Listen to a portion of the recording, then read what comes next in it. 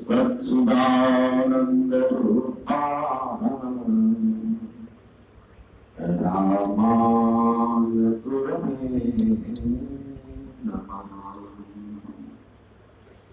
धन्य धन्य सद्गुरु सुखदां महिमा कहे दयाल। जो कुछ तुम तुम्हारी कृपा बहुत कछु बसाल।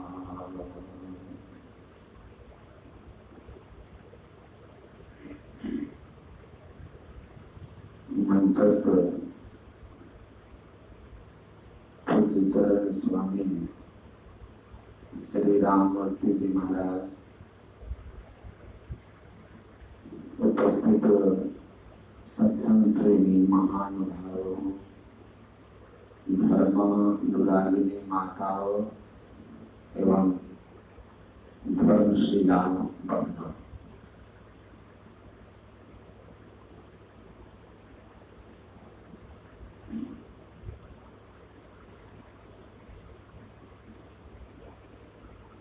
परमाराध्य संत सद्गुरु महर्षि नेगी परमहंस जी महाराज की वाणी में है कि संसार में आज तक जितने भी दंगे फसाद हुए हैं, लोग मरे हैं, उनमें सबसे अधिक फसाद धर्म के नाम पर हुआ है, इष्ट के नाम पर हुआ है, ईश्वर के नाम पर हुआ है। और यह इसलिए हुआ है कि लोग धर्म के मर्म को, ईश्वर संबंधी ज्ञान को ठीक ठीक नहीं समझते, इसलिए हुआ है।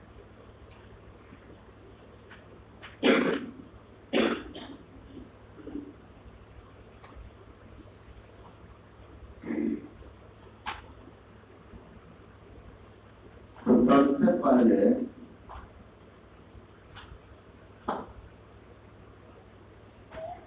हम जिस ईश्वर की भक्ति करते हैं या जिस ईश्वर के नाम पर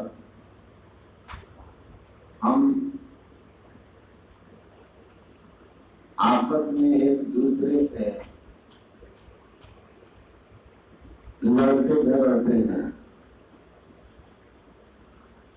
उस ईश्वर को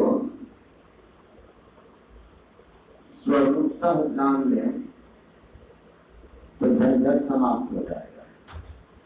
कबीर साहब की वाणी में है, हिंदू कहत है राम हमारा, मुसलमान कहे रहमाना, और आपस में जो लड़ू मरत है, मर्म को नहीं जाना, साधो देखो जग बौराना।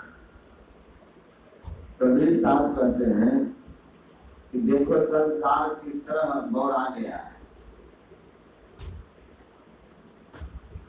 ईश्वर को ठीक ठीक नहीं जानने के कारण नाम में भेद से लड़ाई हो रही है। लेकिन वो कहते हैं कि इसकी जिन्होंने ठीक ठीक खोज की है, ईश्वर को जिन्होंने ठीक ठीक जाना है, खोजा है, पहचाना है, उनमें भेद नहीं है। ये पहुंचे से कही गए, जो ईश्वर को अनुभव किए, जिन्होंने आत्मानुभूति को प्राप्त किया, उन लोगों के बातों में भेद नहीं है, उनके विचारों में अंतर नहीं है। बाहरी और पंथाई भावों को हटाकर विचारा जाए, संतों के मूल एवं सार विचारों को ग्रहण किया जाए तो यही सिद्ध होगा कि सब संतों का एक ही मत है, एक ही मत है। नहीं तो कितने इतनी झगड़े करते। हम लोग छपरा गए थे, एक राजपूत परिवार, वो अपने घर बुलाए कुछ देर के लिए। वहां पर हम लोग बैठे तो उनके हस्बैंड बोलते हैं कि हमारा झगड़ा समाधान कर दीजिए। हम बोले क्या झगड़ा है? पति पत्नी में भगवान के लेके झगड़ा है, पति पत्नी में भगवान के लेके झगड़ा है। क्या झगड़ा है? बोलते हैं कि भगवान राम को पूजती है। अब मैं रोज हनुमान चालीसा पढ़ता हूँ, हनुमान जी का पूजा करता हूँ, तो ये हमको बोलती है कि हम स्वामी के भक्त हैं, आप सेवक के भक्त हैं। तो हम बड़े भक्त हुए ना, हमको भगवान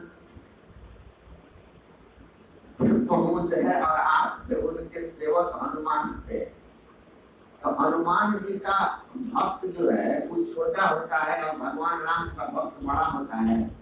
ये हमारा समाधान कर दीजिए। हमको हमेशा कहती है कि हम भगवान के भक्त हैं, आप तो उनके सेवक के भक्त हैं, जो राम के काज में लगे रहते हैं, जो राम के काज में हनुमान लगे रहते हैं। तो हम बोले कि अच्छा, तो इसका क्या कहने का मतलब है कि राम के काज में हनुमान लगे रहते हैं, तो आप राम भक्त के काम में हनुमान भक्त लगे रहिए उनके सेवा में। तो हंसने लगे, बोलते हैं कि अच्छा ये बताइए कि कौन बड़ा है? देखिए एक स्त्री का बड़ा नाम था, बड़ा नाम था। गांव में लोग बोलते थे, महिलाएं भी उनकी बड़ी महिमा गाती थी कि वाह क्या पतिव्रता है, पति को खिला करके तब खाती हैं, जब तक पति नहीं आते तब तक खाती नहीं है, चाहे रात हो जाए। बड़ी भारतीय संस्कृति की ये संरक्षक हैं, बड़ा नाम। महिला लोग एक दिन बोली कि आप तो इतने बड़े भारतीय नारी हैं, भारतीय संस्कृति की पुजारी हैं, कलयुग के गौरव हैं, उसकी बड़ी महिमा है। आप ये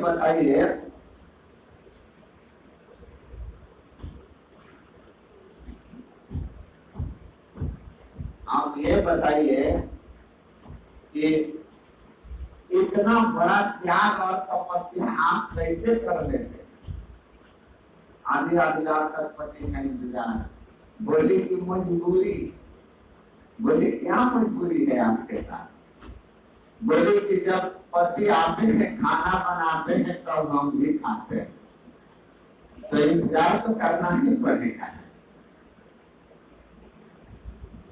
आएंगे बनाएंगे तो हम खाएंगे, इसलिए हम इंतजार करते हैं।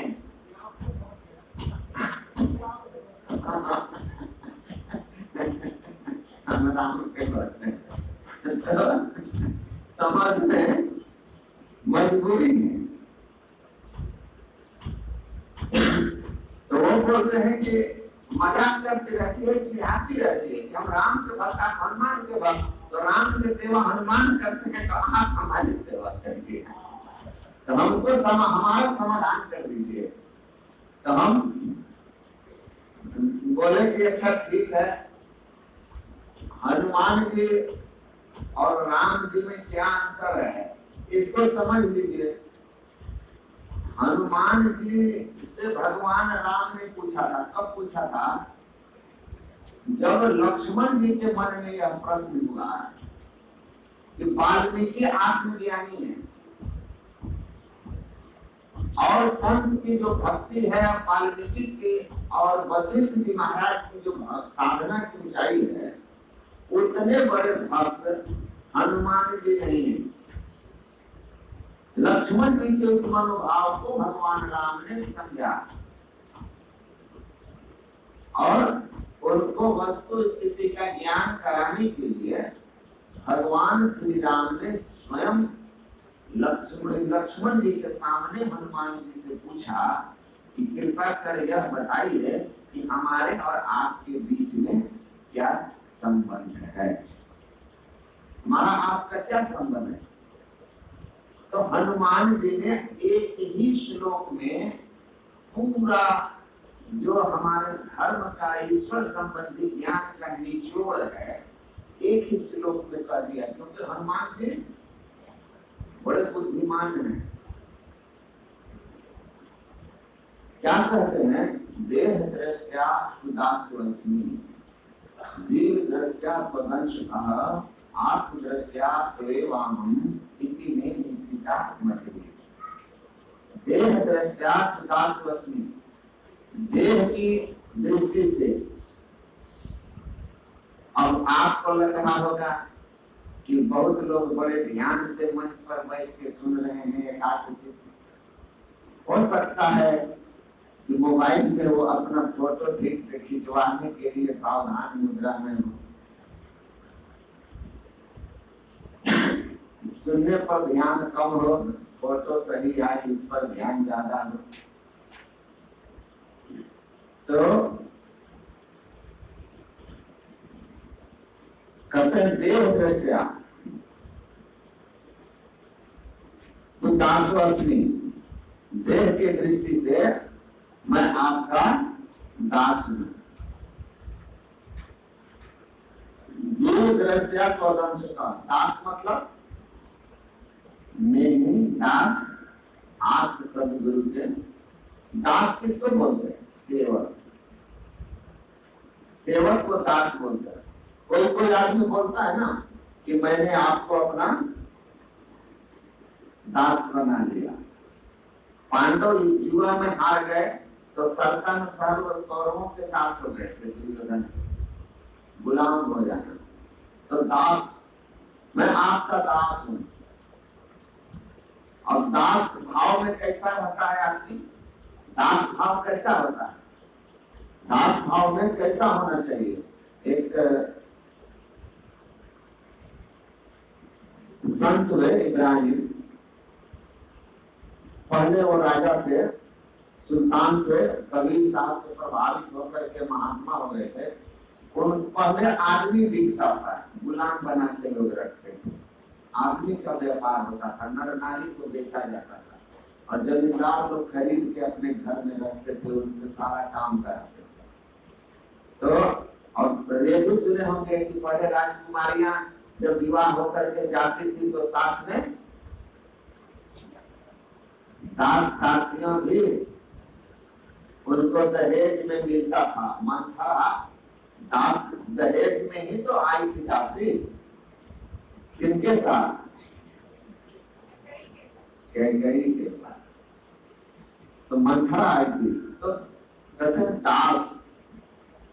तो एक दिन इब्राहिम भी भक्त थे, उन्होंने अपने दास से पूछा, नया नया खरीदा तो उसको पूछा कि तुम मेरी सेवा में रहोगे तो कहा कि ये बताओ कि तुम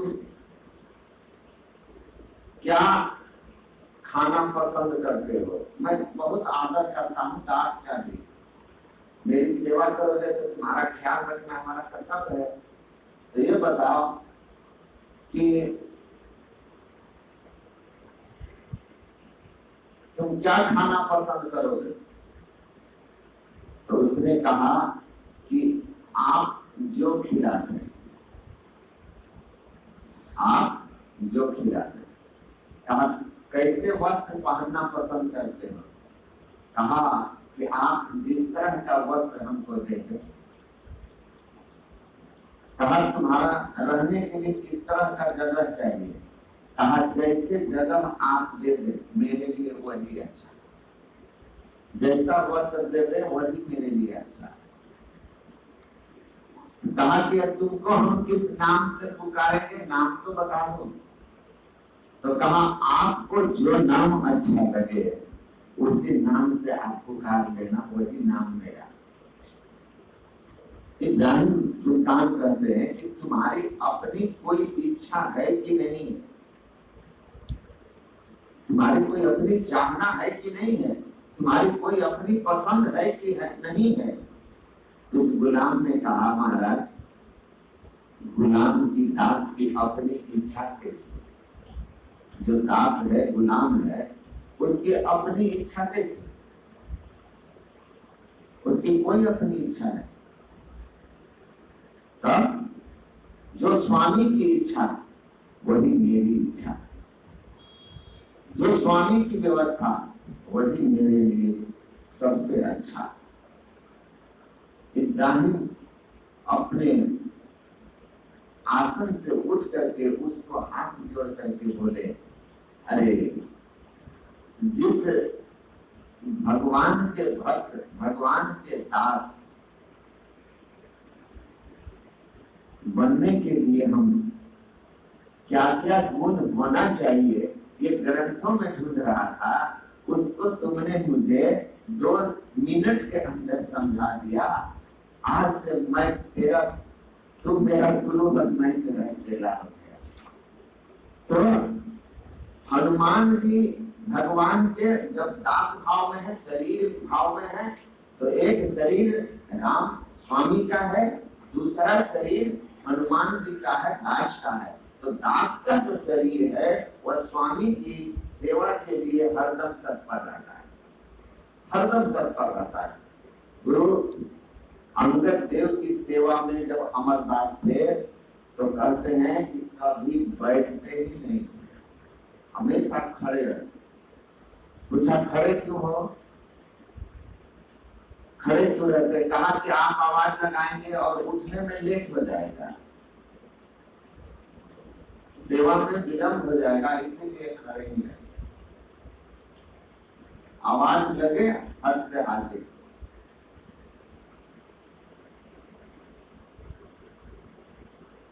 तो सबसे सेवक धर्म कठोरा, सबसे कठोर सेवक का धर्म होता है। तो कहा मैं सेवक हूँ, दास हूँ, आपकी सेवा करना, आपकी भक्ति करना, आपके आदेश का पालन करना ही मेरा कर्तव्य है। जब हम शरीर की बात कर रहे हैं, मेरा हनुमान का शरीर का, आपका स्वामी का जीव दृष्टिया अंश कहा, और शरीर में जीवात्मा भी तो है। तो जीवात्मा कौन है? राम कौन है? अभी आप सुन रहे थे, राम कौन है? राम के बारे में महर्षि वाल्मीकि ने कहा कि आप मुझसे पूछे आप कहाँ, मैं कहाँ रहूं?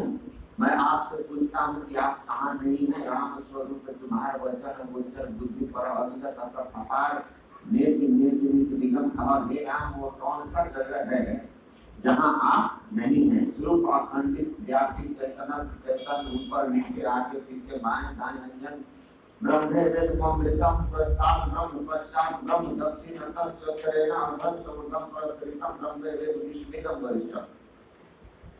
वो कहते हैं ऊपर नीचे आगे पीछे बाएं दाएं चारों तरफ ब्रह्म ही ब्रह्म, ईश्वर ही ईश्वर है, ईश्वर से आप बाहर जा ही नहीं सकते।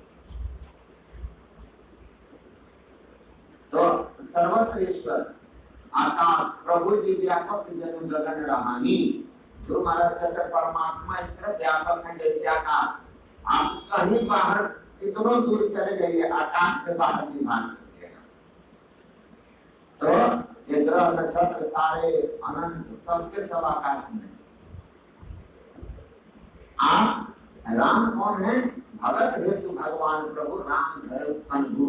भगवान राम तन धारण किए हैं राजा का, हनुमान जी तन धारण किए हैं सेवक का। हनुमान जी के अंदर में जीव है, वह क्या है? राम कौन है?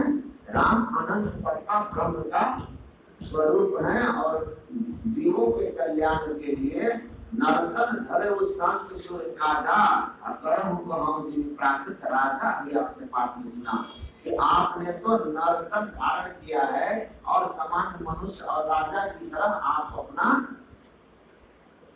व्यवहार करते हैं, लीला करते हैं। लेकिन हे राम, मैं जानता हूँ कि आप जो हैं तत्वतः वो अनंत सत्ता है।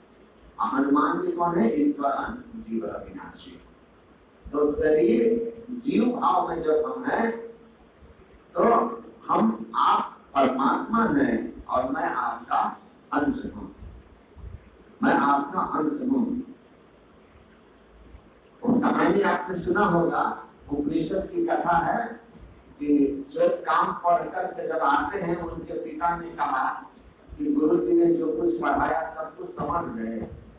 तो कहा कि सब कुछ तो समझ गया, लेकिन पिताजी गुरु जी ने कहा तत्त्वमसि, तुम वही हो। कौन? ब्रह्म। तुम वही हो, परमात्मा। ये मुझे समझ में नहीं आया कि परमात्मा तो अनंत है, परमात्मा में कोई दुख नहीं है, परमात्मा को कोई शोक संताप दुख नहीं होता, उनका कोई जन्म मरण नहीं होता, वे अनंत शक्तिशाली हैं, सर्वत्र हैं, सर्वत्र हैं।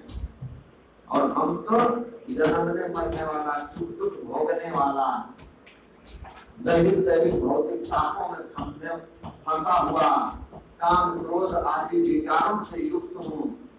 परमात्मा इन सब से मुक्त हैं, तो हम वही कैसे?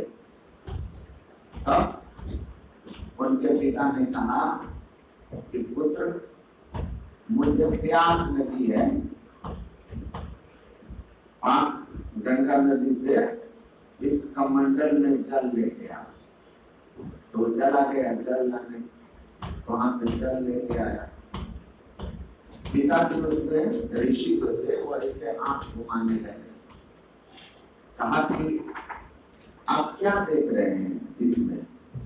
कहा कि ये गंगा जल ही है ना? तो कहा कि हाँ, गंगा जल ही है। तो ऋषि कह रहे हैं, पुत्र, उस गंगा जल में तो नावें चलती हैं, बहुत सी मछलियां होती हैं, बहुत तरह के जीव जानवर होते हैं, हजारों, बहुत तेज धारा चलती है, हाथी तक को बहा ले जाता है। तो ये कौन सा गंगा जल है? इसमें न मछली है, न नाव है, चल सकता, में एक आदमी स्नान कर सकता। तो पुत्र कहता है, पिताजी, हाय ये गंगा जल ही, लेकिन वो गंगा जल बहुतायत में है, और ये गंगा जल उसी का अंत है, लेकिन कमंडल के अंदर आबद्ध हो गया है। तो ये गंगा जल कमंडल में आ जाने के कारण उससे अलग होकर के इसकी शक्ति सीमित हो गई है। तब उनके पिता ने कहा कि बस पुत्र, यही बात, ये गंगा जल वही गंगा जल है, उसमें इसमें अंतर नहीं है, तत्वता वही जल है, लेकिन वो विभुता में है, ये लघुता में है। ये कमंडल के बंधन में आ जाने के कारण, जैसे अपने गंगा जल की मूल जो स्थिति है उससे, गंगा नदी वाली जो स्थिति है उससे ये अलग हो गया है, उस शक्ति सामर्थ्य से, लेकिन तत्व रूप में वही है, H2O ही। उसी तरह जो अनंत सत्ता है, उसका वह अंश जो शरीर इंद्रियों के घेरे में आ जाता है ईश्वरीय मौत से, वह अपने ईश्वरीय क्षमता से च्युत हो जाता है। और तब जो अपने ईश्वरीय क्षमता से च्युत होकर के मैं करता हूँ, मैं भोगता हूँ, मैं सुखी हूँ, मैं दुखी हूँ, मैं जन्मता हूँ, मैं मरता हूँ, अपने अंदर में काम क्रोध लोभ मोह मद सब सुन लेते विकार की आंधी, ये सब अनुभव कर रहा है जीव है। और जो इन सब से मुक्त है वो शिव है। जीवन जीवन जीवन जीवन का जीवन केवल शिव तुषा बद्धो प्रियात तुषा भावे संतुलः। स्वादेश्वर उपनिषद में है कि जीव और इस शिव में क्या अंतर है, ईश्वर और जीव में क्या अंतर है? तो क्या कहते हैं कि जो जीव है वही शिव है, जो शिव है वही जीव है।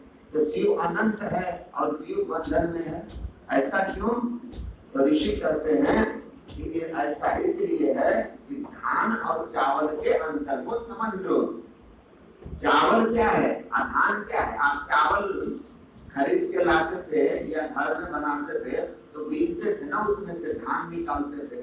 धान को क्यों अलग कर देते हैं चावल से? क्या चीज है उसमें? जो छिलका सहित है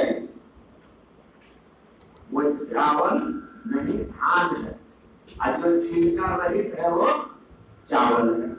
तो छिलका सहित वाले को अलग कर देते हैं, छिलका रहित वाले को रखते हैं। तो चावल और धान में छिलके का अंतर होता है। कहा उसी तरह जीव और शिव में आवरण का अंतर होता है। जो आवरण मुक्त है आत्मा क्षेत्र युक्त प्राकृत मुक्त परमात्मा।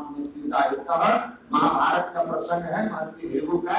वो समझा के कहते हैं कि जो आत्मा शरीर के आवरण में आ जाता है, घटम प्रकाश व शब्द पत्र, ईश्वर छा रहे, जीव पर है छा रहे। ईश्वर के जिस अंश पर अंधकार प्रकाश शब्द के आवरण आ गए हैं, जो माया बद्ध हो गया है इस माया के आवरण में, वह जीव कहलाता है। और जो इन तीनों के मुक्त अवस्था में है वह शिव परमात्मा ब्रह्म कहलाता है। तो कहते हैं छिड़के और धान को अंतर की तरह शरीर इंद्रियों के घेरे में जो ईश्वर का अंश आ गया वह क्या कहलाता है? जीव कहलाता है। गुरु महाराज उदाहरण कितना अच्छा देते हैं, घटम प्रकाश व शब्द पत्र जीव पर है छा है, जीव पर छा है। किस तरह से? ये जब मंदिर नहीं बना था तो यह आकाश उस आकाश से एक था, नहीं? यहाँ से कोई चिड़िया फट से उड़ के चली जाती, लेकिन अभी उड़ सकती है, बंधन हो गया। घटमठ पर पंचन जब मिटे नहीं अंश कहना चाहिए। जब तक ये आवरण है उस आकाश के सारे गुण इसमें नहीं है। ये मंदिर छोटा हो गया, सीमित हो गया, ये दीवारों ने इसको घेर लिया। तो जिस भाग को घेर लिया वो घर का आकाश हो गया, पटाखा मठाकार, मठ का आकाश हो गया मठाकार। वहां पर आप लगा दीजिए लाकर टेंट, तो टेंट के नीचे आ गया, पर्दे के नीचे पटाखा। अरे उसी आकाश का पर्दा दोनों के बीच भेद कर दिया, पर्दा को हटा देंगे तो एक हो जाएगा। कहते उसी तरह छिलका को हटा दोगे तो धान और चावल का भेद मिट जाएगा। आत्मा के उस अंश पर जहाँ आवरण बना हुआ है उस आवरण को हटा दो, परमात्मा और जीव नहीं रहते, शिव हो जाता है। सो जान नहीं देते हो जाना जानना तो तुम ही हो जाए। अभी सुने आप, परमात्मा को जैसे ही अनुभव करेगा माया के आवरण से मुक्त होकर के वो परमात्मा हो जाएगा। आप उस कमंडल के जल को ले जाकर के नदी में डाल दीजिए, वो नदी हो जाएगा। अब वो नदी हो गया। नदी समुद्र में जाकर के मिल जाए तो समुद्र हो गया। तो ये आवरण के कारण कहा कि जीव और शिव में भेद है। तो आवरण है जब तक तो मैं जीव, आप भगवान, आप ईश्वर में अंश, लेकिन आत्मदृष्टि हुए वहां मिट्टी में निष्ठा मिली। हनुमान जी कहते हैं जब हम आत्म भाव में आते हैं, माया के आवरण से मुक्त अवस्था तो मेरी है, उस स्थिति में हम में और आप में कोई अंतर नहीं है। जो आप में वही मैं हूँ, भेद खत्म, इसका भाव भी खत्म। स्वयं ब्रह्म आत्मज्ञानी, ब्रह्म ज्ञानी आप परमेश्वर। भगवान राम ने भी कहा दर्शना दर्शने हित्वा स्वयं केवल रूपता यह आस्ते कभी साधु ब्रह्म सब ब्रह्मेश्वर। जो दर्शन अदर्शन से ऊपर उठ करके आत्मबोध में होता है, आत्मभाव में होता है, वह व्यक्ति, वह साधक, वह भक्त ब्रह्म ज्ञानी नहीं, स्वयं ब्रह्म होता है, स्वयं परमात्मा ही हो जाता है। उसमें परमात्मा में कोई अंतर नहीं रहता है, उसमें परमात्मा में कोई अंतर नहीं। तो मैं उनको कहा कि हनुमान जी आत्मभाव में उतने ही सामर्थ्यवान है जितने राम है। जितना काम वो कर सकते हैं, जो राम का स्वरूप है वही हनुमान का स्वरूप है, जो राम का सामर्थ्य है वही हनुमान का सामर्थ्य है। बस रोल अलग अलग है, तो अपना अपना रोल निभाया, अपना अपना रोल कर रहे हैं। जग के खंड, यह संसार क्या है? तमाशा है, नाटक है। इस नाटक में सब अपना अपना रोल निभा रहे हैं। पात्र बदल जाता है, रोल बदल जाता है। आज देखेंगे आप, नाटक होता था पहले ना, तो आज जो किसी का भाई बना है कल हो सकता है कि उसका कल बेटा बन जाए। और लड़का ही लड़की का रोल करता था तो पत्नी भी बन जाता। जो जैसे आज कोई रोल सिनेमा में देखते ही नहीं कि जो पति पत्नी बने अगले फिल्म में भाई बहन बन जाते हैं। माँ बेटा भी बन जाते हैं थोड़े दिन आगे चल करके। तो जो रोल मिलता है उसके हिसाब से वो रोल निभाते हैं। उसी तरह इस संसार में जो हम लोग आए हैं, ये अलग अलग जगह से अलग अलग शरीर में रह करके अलग अलग तरह का हम लोगों ने अपना संबंधों का रोल निभाया है। जो जिस रोल में आया उसको कर रहे हैं। ये संसार एक तमाशा है, संपूर्ण संसार। इस तमाशा को बनाने वाले डायरेक्टर, एक्टर और इसको दूर से देखने वाले दर्शक सब परमात्मा है, स्वयं परमात्मा है। तो और सबको नचाने वाले, सुने पीछे हरिनाम को नचावा नहीं, ब्रह्मा विष्णु महेश को भी नचाते हैं। हम और आप नाचते हैं, नाचत नर मरकट की नाई, सब ही नचावत राम गोसाई। राम सबको नचा रहे हैं, सब ही नचावत राम गोसाई, नाचत नर मरकट की नाई। लेकिन बचता भी कौन है? वो कभी साथ है ना, कीड़ा से राजा रहे साको गीत है, साको काल में खा। कील से जो लग के रहता है ना चक्की में जाता में, वो अनाज पीसने से बच जाता है। उसी तरह जो जीव, जो मनुष्य परमात्मा की शरणागति में रहता है, परमात्मा की भक्ति करता है, परमात्मा को पकड़े रहता है, ये संसार के चक्र में और संसार के दुखों से बचते बचते अंततः आवागमन के चक्र से बच जाता है, जंजाल से बच जाता है। तो उस अवस्था में पहुंच करके ब्रह्म के स्वरूप को जानना होगा। कौन जानेगा? विगत विकार जानना अधिकारी। देखिए कितनी ऊंची बात है। ब्रह्मा विष्णु को आप नचाते हैं, देव न जाने मरद तुम्हारे। तो ब्रह्मा विष्णु महेश जीव राम के अनंत स्वरूप तो नहीं जानते हैं, वो भी नाच रहे हैं। प्रलय काल में एक ब्रह्मलोक का प्रलय होगा, एक ब्रह्मांड का प्रलय होगा, उसके एक ब्रह्मा विष्णु महेश का भी प्रलय हो जाता है। और उनको भी कर्मानुसार कहां से कहां जाना पड़ता है, कहां से कहां जाना पड़ता है। परमात्मा का कभी नाश नहीं होता। बाकी देवी देवता सबका नाश होता है, सबकी उम्र है, आज नहीं तो कल, सबकी उम्र है।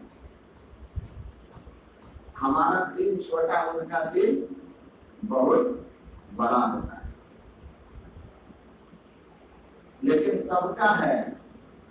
काटो इंद्रधन का गांव, वीर मरे, पैगंबर मर गए, मर गए जिंदा जोगी, राजा मर गए, प्रजा मर गए, मर गए बेकार रोगी, सब मरते हैं।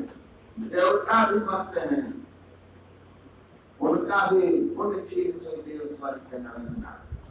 सबका पतनापन गोलान लोका पुरा और अर्जुना भगवान ब्रह्म भुवन सब ब्रह्म लोक सब के सब आवागमन में है। कोई आवागमन जन्म मरण से मुक्त नहीं की। अब देखिए ना, मच्छर का 3 दिन आयु है।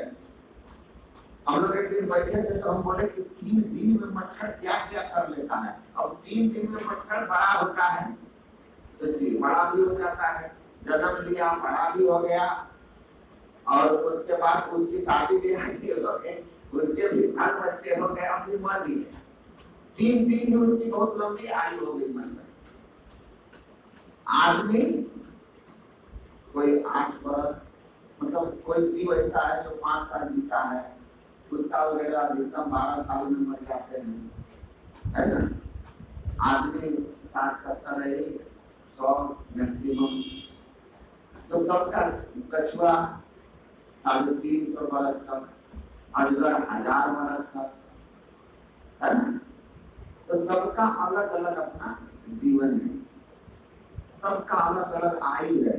उसी तरह देवताओं की आयु थोड़ी लंबी है, ब्रह्मा की उनसे लंबी है, लेकिन सबकी आयु है और सब मरते हैं। ये मुर्दों का देश, ये पूरा विश्व ब्रह्मांड, चाहे जड़ जगत हो, चाहे स्थूल जगत हो या सूक्ष्म जगत हो, सभी काल में हो, सब काल के मुंह में है। बस समय आने की बात है, एक दिन मुझको ख्याल नहीं लग जाएगा। हिम अंत्य ही काल धुलते ही कल्पांत बसनवान भी, हिरण्याक्ष वध का प्रकरण जब भागवत में आता है तो इतना बड़ा बलि हिरण्याक्ष था, उसको कैसे मार दिया? तो वहां पर कहते हैं वेदव्यास जी महाराज कि अरे क्या बात कर रहे हो कि हिरण्याक्ष को कैसे मार दिया? जिस विष्णु ने हिरण्याक्ष को मार दिया, काल इतना बलि है कि एक दिन उस विष्णु को ही मार देगा। तो ब्रह्मा विष्णु महेश ये भी देवता हैं, देव कोटि के हैं, श्रेष्ठ कोटि के हैं, लेकिन इन सबसे ऊपर इन सबको जन्म देने वाला परम पिता परमात्मा है। वो परम पिता परमात्मा उनका कभी नाश नहीं होता, और वो कैसे हैं? तो अनंत है, कहीं से खाली नहीं है, कहीं से खाली नहीं है। उस अनंत जो सब जगह है, वो सब जगह होने के कारण गुरु महाराज कहते थे आपके अंदर में भी है। तो जो वस्तु घर में है तो बाहर क्यों कैसे जाती हो? घर में वस्तु भी घर है, और घर में वस्तु मिलावे, कहे कभी सुना हो जो का त्यों ठहरावे। घर में वस्तु भी घर है। तो अरुचे जो पीयू दिखते अंतरे, आप और परमात्मा दोनों इसी शरीर में हैं, लेकिन अंतर क्या है? जो उतर परिवर्तन पीवनी शब्द में, यही से परिचय दूर चलो शब्द में, आप इसी शरीर में अंधकार प्रकाश और शब्द निशब्द की कोठरी, चारों कोठरिया अहरी अंतर्गत कोठरी, इसी शरीर में चार स्तर है, अंधकार प्रकाश शब्द और निशब्दम परम पदम। आप अंधकार में हैं, अब परमात्मा जो अपने निज स्वरूप में हर सब जगह, लेकिन निज स्वरूप में जहाँ कोई आवरण नहीं है, आवरण विहीन होकर के कहाँ है? सब क्षेत्र है सब जगह, लेकिन आवरण के साथ कहीं धुआं है, कहीं धूल है, कहीं अंधेरा है, और इन तीनों को पार कर जाओ तो स्वच्छ आकाश है ना? हवाई जहाज में चढ़ेंगे ना तो नीचे का आपको जितना बादल वगैरह दिख रहा है तो आकाश कैसा दिखता है, लेकिन जब हवाई जहाज बादल आ जाता है ना तो उसको बादल खड़खड़ाता है। अगर बादल ओला के रूप में हो तो एक्सीडेंट भी हो जाए, तो वो क्या करते हैं पायलट, वो इंस्ट्रक्शन मिलता है, वो तेजी से ऊपर लेके चला जाता है। तो नीचे आप जब हैं तो आकाश में बादल नजर आ रहा है, आकाश में ही बादल है ना, इसलिए आकाश साफ नहीं दिख रहा है, इसका जो अपना रूप है वो नहीं दिख रहा है। लेकिन प्लेन जब ऊपर उठा लेता है पायलट, 12 किलोमीटर 15 किलोमीटर तक चला जाएगा, तो आप देखेंगे बादल सब नीचे रह गया, ऊपर एकदम स्वच्छ आकाश। आकाश तो यहाँ भी था, लेकिन बादल था, कहीं धुआं था, कहीं अंधेरा था, ऊपर ले गया। उसी तरह परमात्मा यहाँ आवरण में है, पहचान में नहीं आएंगे। बाबा का दूध में घी है, लेकिन दूध वाला घी पूरी नहीं बना सकता, उसको मथते हैं और तब मक्खन को फिर पिघला करके उससे घी निकालते तब पूरी होती है। लेकिन दूध में घी तो होता नहीं है, तभी में निकला एक विधि के द्वारा। उसी तरह परमात्मा सब जगह है, अंधकार में भी है, प्रकाश में भी है, शब्द में भी है, लेकिन तब जाओ जहाँ प्रकट मिले हुए हैं, लेकिन प्रत्यक्षता यहाँ नहीं होगी। कहाँ होगी? सरिता पार में प्रत्यक्ष रामा मेहंदी में गाली दूध घी में फूल में बात समान, सब में व्यापक सबसे न्यारा सब घट के राम को राम। मेहंदी में गाली है ना, उसको रगड़िएगा तब ना गाली दिखती है, नहीं तो दिखता पता कैसा है? हरा। उसी तरह परमात्मा सब जगह है, लेकिन जिन्हें दूध के मथन से घी जतन से, जिन्हें ध्यान के लगन से पारब्रह्म ध्यान, तो आप इन सबके परे आपको जाना होगा, अपने अंदर में ही करना होगा, अपने अंदर के ही महल को पार करके परमात्मा के निःशब्द महल में पहुंच जाइएगा। घर में ही आपको उनसे मिल जाएगी और आपका आवागमन का चक्र खत्म हो जाएगा। अंदर में ईश्वर की पहचान होते हैं, सब वक्त आप दृष्टि खुल जाती है, तो आप भी वाल्मीकि जी की तरह हो जाइएगा।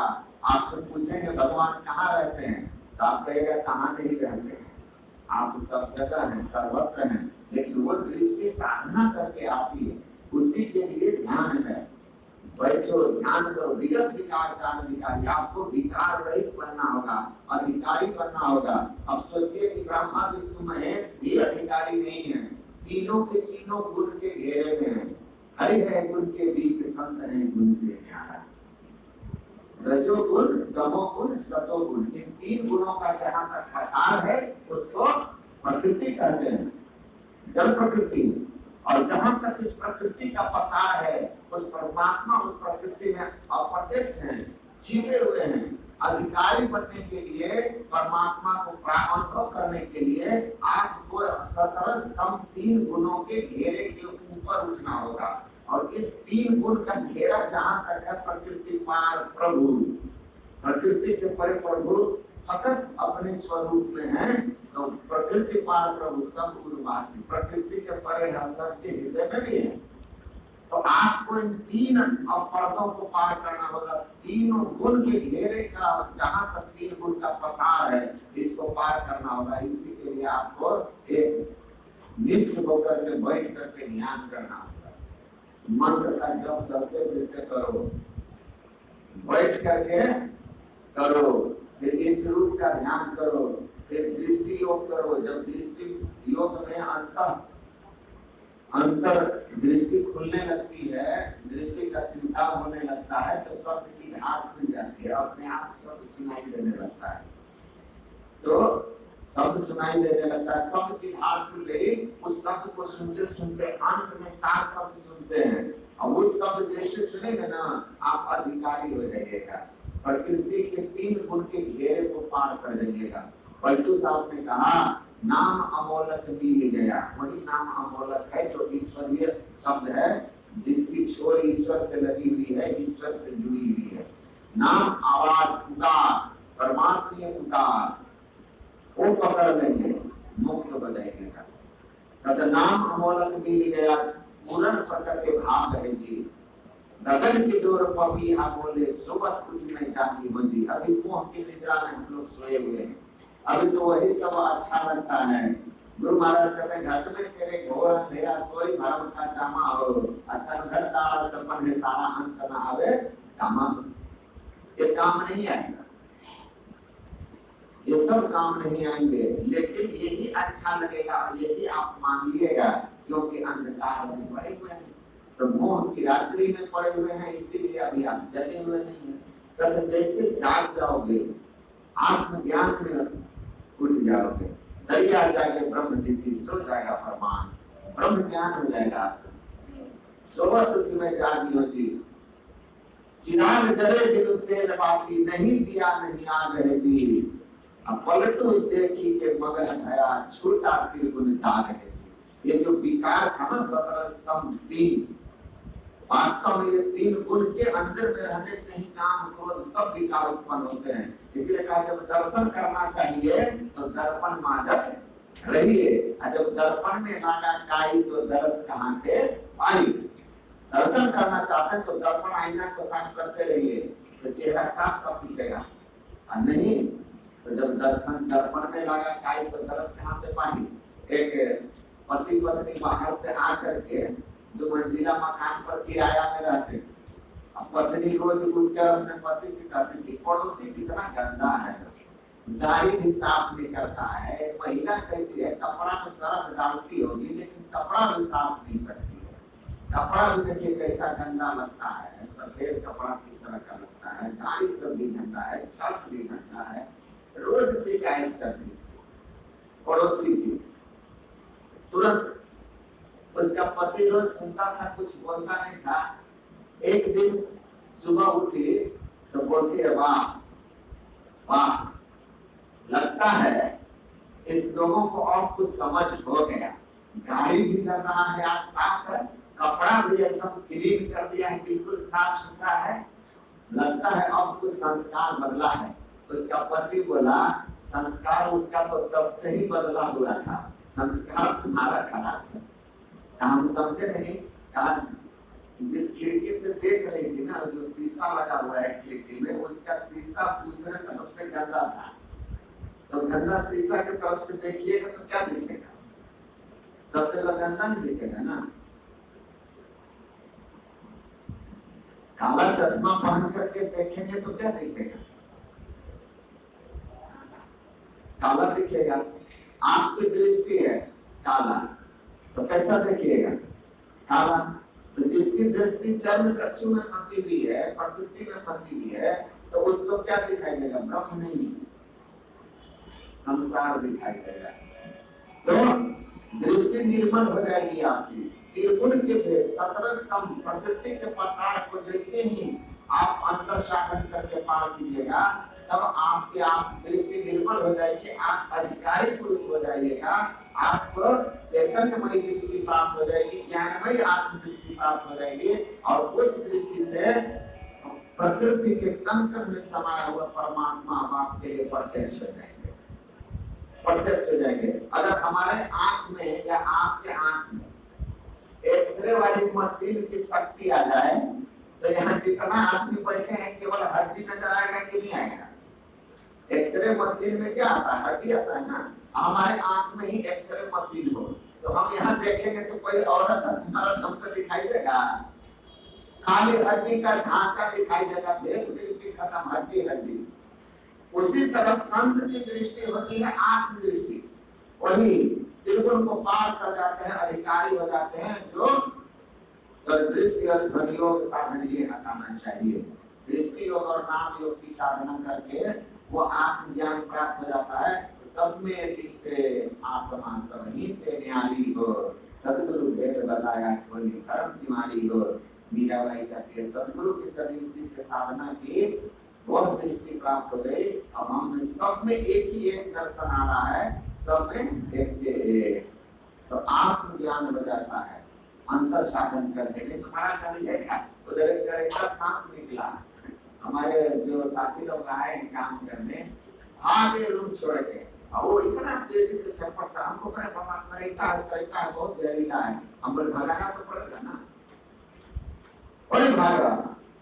तो हम बोले कि आप हट जाइए, हम कर देते हैं। तो क्या बोलता है, हमको तो बहुत डर लगता है शाम को। हम बोले हमको भी जब लगता है तो कहता है कि तो आप इसको हटा क्यों रहे? हम बोले देखो ना, इतना छटपट कर रहा था। हम बोले हम तुमको मारेंगे नहीं, तुम निश्चिंत रहो। लकड़ी वैसे लगाए स्थिर नहीं होता था, लेकिन वो लकड़ी में खड़ा हो गया, एकदम शांत हो गया लकड़ी तरह से। उसको उठा करके हम ले गए, प्यार से ले जा करके गंगा किनारे पहुंचाए। तो उस सांप में जहर है, काटे का तो सब कोई, पर उसका असर होगा ना, जहर है ना। लेकिन एक आदमी अभी भयभीत क्यों है? जिस आदमी को संसार से जितना लगाव होगा, उस आदमी को मरने से उतना भय होता है। जो आदमी इस शरीर को जितना मैं समझेगा कि मैं शरीर हूँ, शरीर ही सब कुछ है, शरीर के बाद कुछ नहीं है, वो आदमी मरने से उतना डरता है। जिसको यह ज्ञान रहेगा, जिसको इस शरीर का लगाव कम रहता है, आत्मा की ओर जिसका झुकाव ज्यादा रहता है, उसके जीवन में भय उतना ही कम रहता है। हम एक दिन ऐसे 1 बजे चले गए उधर, एक उधर बथान रखते हैं शमशान घाट की तरफ, तो कोई उधर लेटरिन के लिए जा रहा होगा, कल के झलक में देखा होगा, तो वो उधर देखा भी हमको बोला एक लड़का कि इधर आप आए थे क्या? हम बोले हम सोए थे, नींद खुल गई, नींद नहीं आ रही थी, तो हम उठ के चले गए। पिछले बार जो आएगा तो उधर कहते हैं भूत रहता है, तो संसार घाट में भूत रहता है। हमको भूत मिला नहीं, हम खोजते जाकर के भूत को संसार घाट में घूम के आ गए, भूत भेंट नहीं हुआ। तो जो देखा होगा पहले तो उसका हालत खराब हो गया होगा, फिर बढ़िया से देख करके समझा कि बात है ठीक ठाक है। तो आप जितना शरीर में आसक्त रहिएगा और शरीर को जितना भोग का साधन बना लीजिएगा, उतना आप भयभीत रहिएगा, आपको बहुत डर लगेगा। आप सही बात भी बोलने में डर जाइएगा कि कहीं मारने लगेगा। लेकिन जैसे जैसे आप अपने अंदर में साधन करके आत्मबल बढ़ाते चले जाइएगा, वैसे आपको लगेगा मरना आज नहीं तो कल है ही, पीछे क्यों हटेंगे, जिस दिन जाना होगा जाएंगे, सही राह पर से करके जाएंगे तो अच्छे जगह पर जाएंगे, क्योंकि आएंगे तो जाएंगे राजा रणपति एक सिंहासन खड़ी सलाह बंदेगा जंजीर, तो जंजीर में बंध के क्यों जाएंगे, विमान पर बढ़ के जाएंगे। कर्म हमारा ऐसा है।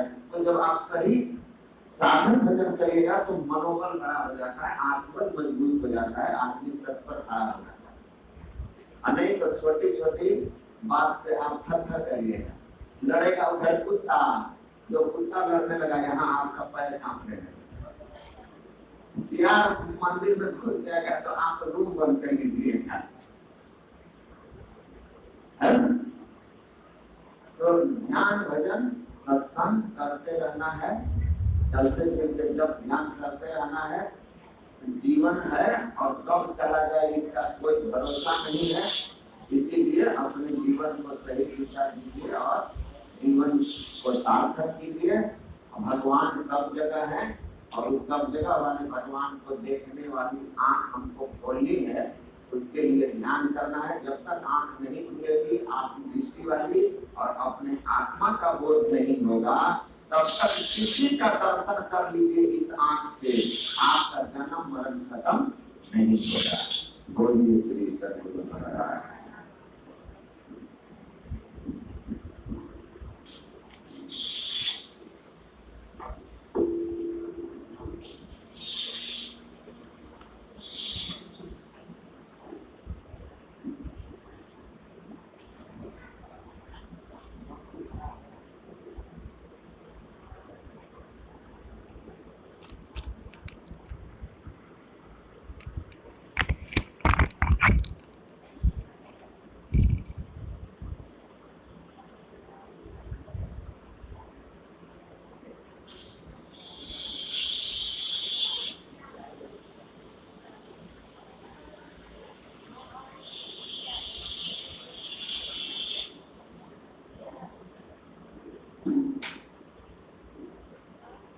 श्री सद्गुरु महाराज की जय।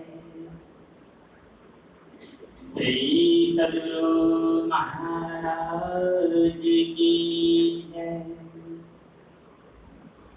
सद्गुरु की महिमा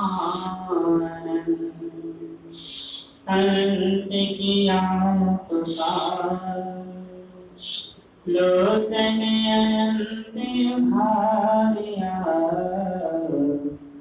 अनंत दिखावनिहार। श्री सद्गुरु महाराज की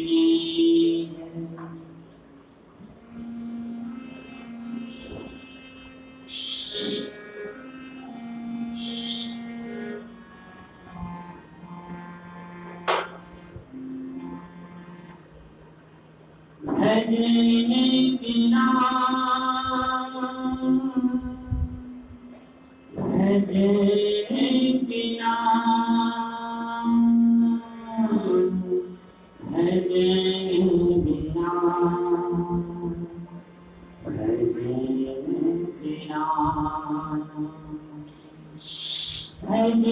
भजने बिना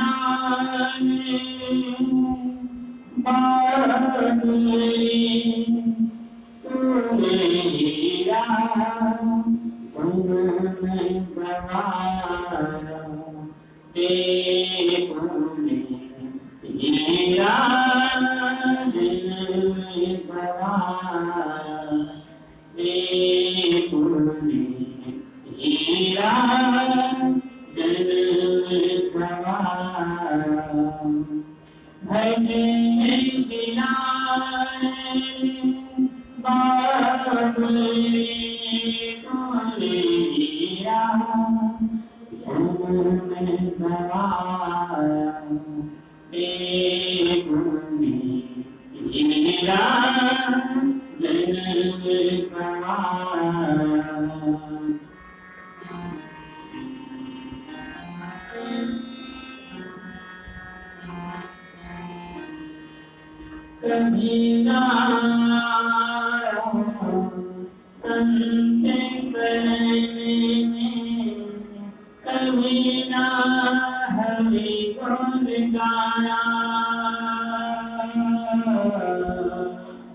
कभी संत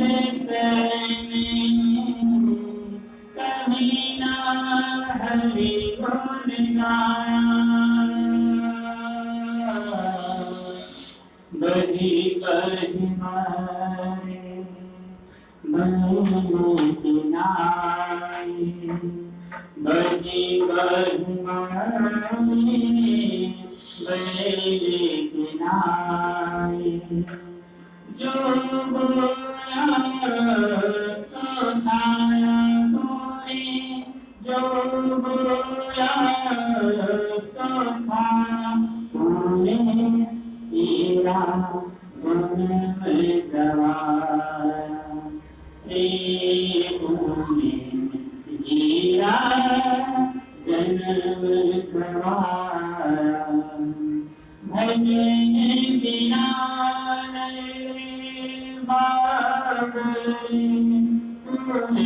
तेरा जन्म गवाया तूने तेरा जन्म गवाया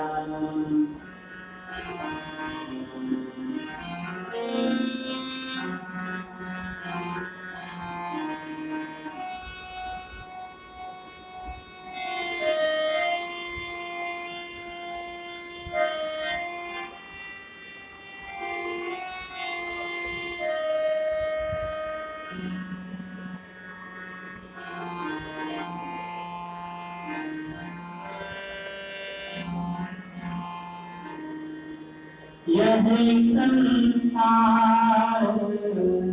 हट बनेगी सब जग सौदाना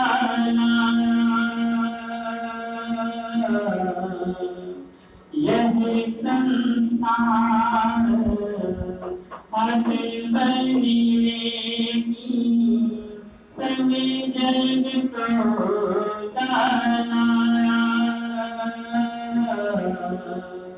कबूल किन्हा दाम चलो ना कबूल किन्हा दाम चलो ना कबूल कराया तूने कबूल कराया तूने तेरा जन्म गवाया तूने तेरा जन्म गवाया भजन बिना बांधे तूने तेरा जन्म गवाया तूने तेरा जन्म गवाया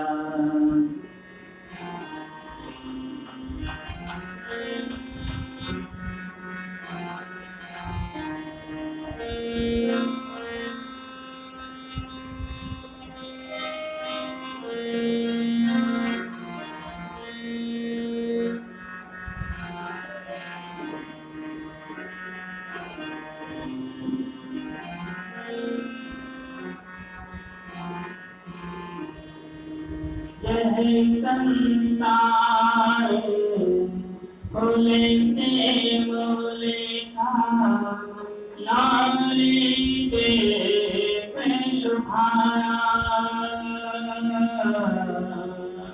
यह संसार बोले से बोले का लाली दे लुभाया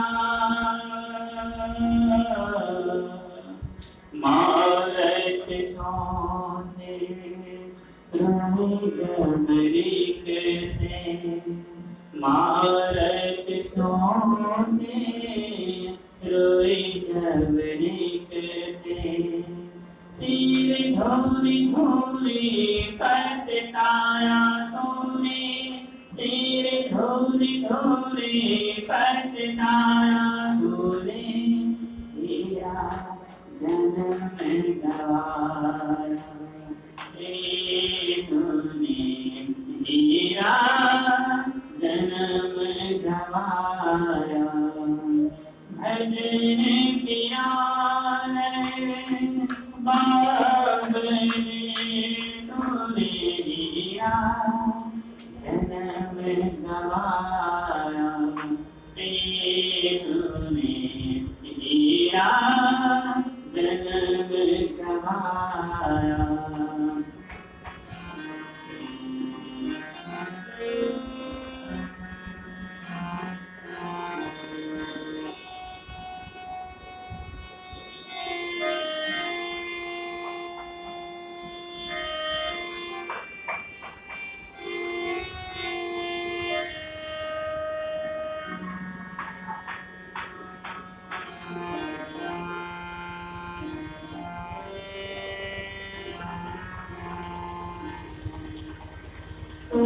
बंदे माया के लोभी ममता महल चुराया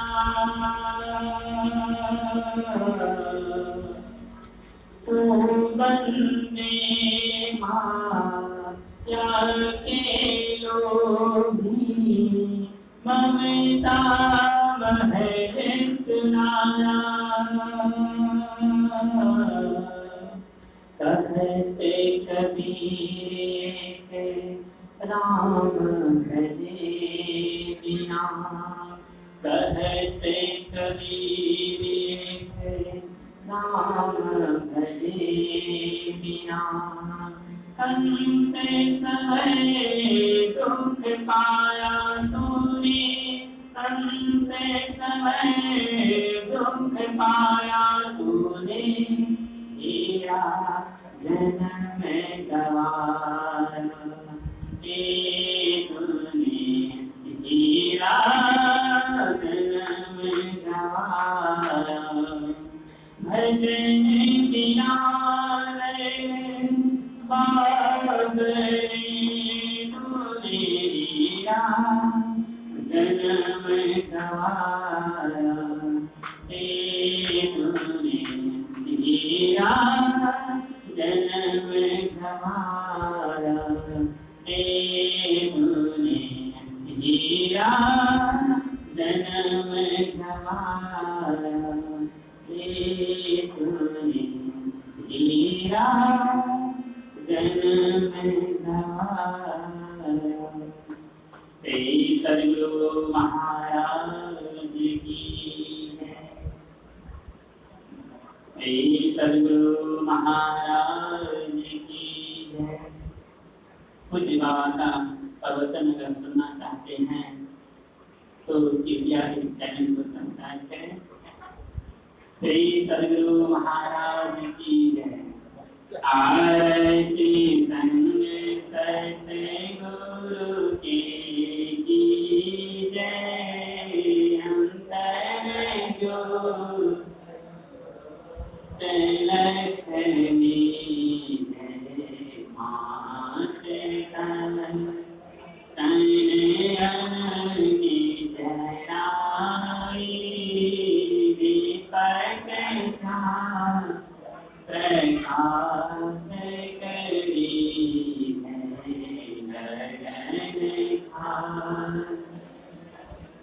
ससे फल पूरा मूल कपूर करस घर दी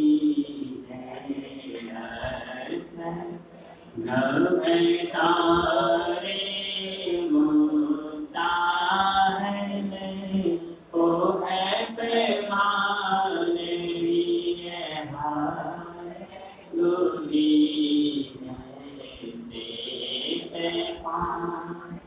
निशान मिठाई चंदन धूप दीप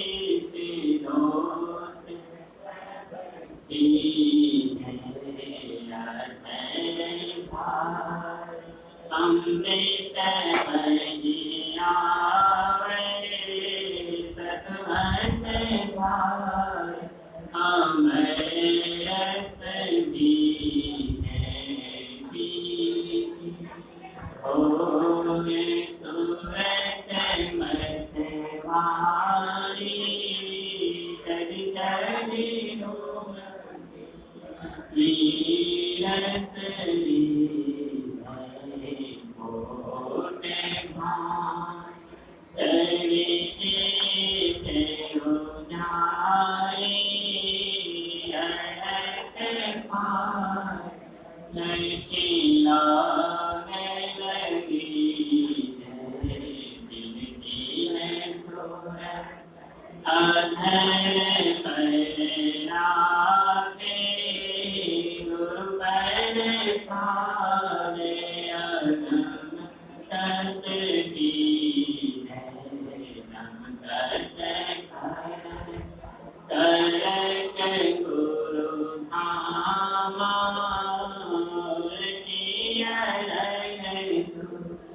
सीतन दीने सीतन मंदिर में जय योगल कर संग मुखरी चमके बिंदु तो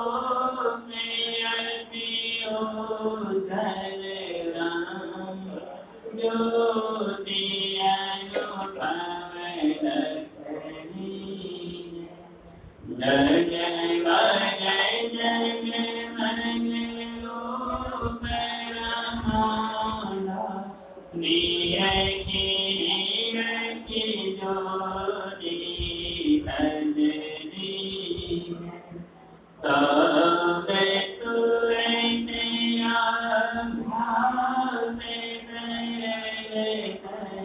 करी करी सारे सबल ऐसी जुगति काया भवन मदीन सकल मन सीध भवन आरती निर्मल करी अमृत रस की आरती तन मंदिर में की जय बीती युगल मुखर्जी बोल से श्री सद्गुरु महाराज की जय गुरु महाराज जय गुरु महाराज जय श्री सद्गुरु महाराज